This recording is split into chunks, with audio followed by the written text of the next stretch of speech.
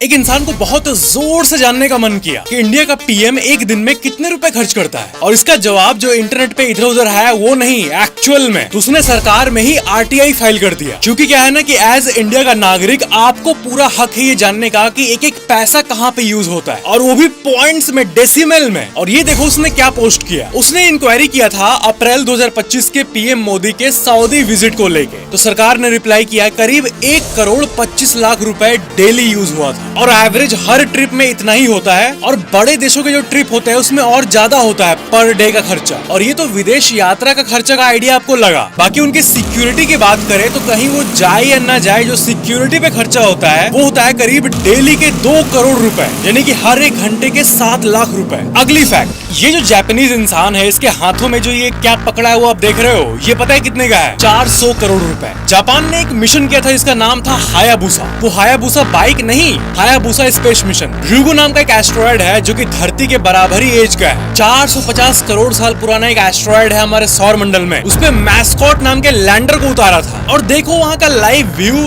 Literally side में तारा दिख रहा है। अगली फैक्ट, उत्तर प्रदेश में एक 26 साल के इंसान की मौत इसलिए हो गई क्योंकि आप यकीन नहीं करोगे, किडनी फेल होता है तो डायलिसिस होता है, और डायलिसिस के लिए लगता है बिजली। तो रिपोर्ट्स में आप देख सकते हो इस इंसान का डायलिसिस हो रहा था, और हाफ डायलिसिस हुआ था कि हॉस्पिटल का पावर कट हो गया। घर में जैसे बिजली कटता है वैसा हॉस्पिटल में बिजली कट गया, और इसी के चलते उसकी मौत हो गई। अगली फैक्ट, कोई भी इंटरनेशनल एरोप्लेन में लाखों लीटर फ्यूल एक साथ रहता है। तो कई लोग ऐसे सोचते हैं कि ये जो फ्यूल होती है एरोप्लेन वाली वो स्पेशल होती होगी, 300-400 रुपए पर लीटर की। लेकिन मैं आपको बता दूं ये असल में डीजल जो है ना उसी का इक्विवेलेंट होता है। जो एरोप्लेन का तेल होता है एविएशन फ्यूल, उसका पर लीटर प्राइस डीजल के ही आसपास होता है। अगली फैक्ट, फिल्मों में हम सब शार्क्स का सीन देखते हैं, जैसे कि एक जॉज मूवी आई थी जिसमें भयंकर शार्क्स के सीन्स थे। तो आपको पता है उसमें एडिटिंग या वीएफएक्स यूज नहीं किया गया था, बल्कि ऐसे मॉडल्स थे, मैकेनिकल शार्क्स को यूज किया गया था। नेक्स्ट फैक्ट, भारत में अगर आप वैज्ञानिक बन गए, मान लो आपका इसरो में हो गया, तो आपको जो काम करना है वहाँ पे बहुत बड़ा है, प्रेशर बहुत ज्यादा रहेगा। और सैलरी कितने से शुरू होता है पता है? जो इसरो का मिनिमम पे है वो है 6 लाख पर एनम, 6 LPA, यानी वही 50,000 पर महीने। तो बात ये है कि जितना पढ़ाई लिखाई लोग साइंटिस्ट बनने के लिए करेंगे, उतना ही ऊर्जा अगर कहीं और दे दें तो इससे 3-4-5 गुना ज्यादा सैलरी कहीं और कमा सकते हैं। और यही कारण है कि भारत में बच्चे तो बोल देते हैं कि हम बड़े होकर वैज्ञानिक बनेंगे, लेकिन बड़े होकर जब रियलिटी पता चलती है तब पीछे हट जाते हैं। अब दुनिया भर में स्पेस की काम, अंतरिक्ष, मंगल ग्रह, ये सब का जो काम होता है इसको ग्रैंड काम माना जाता है, यानी स्पेशल काम। नासा की स्टार्टिंग सैलरी 2.5 से 3 लाख रुपए पर महीने। तो हम अपने आप को अमेरिका से कंपेयर तो नहीं कर सकते हैं, लेकिन भारत में वैज्ञानिकों का सैलरी बढ़ना चाहिए, तभी तो युवा रुचि दिखाएगा। लाइक और सब्सक्राइब जरूर करना।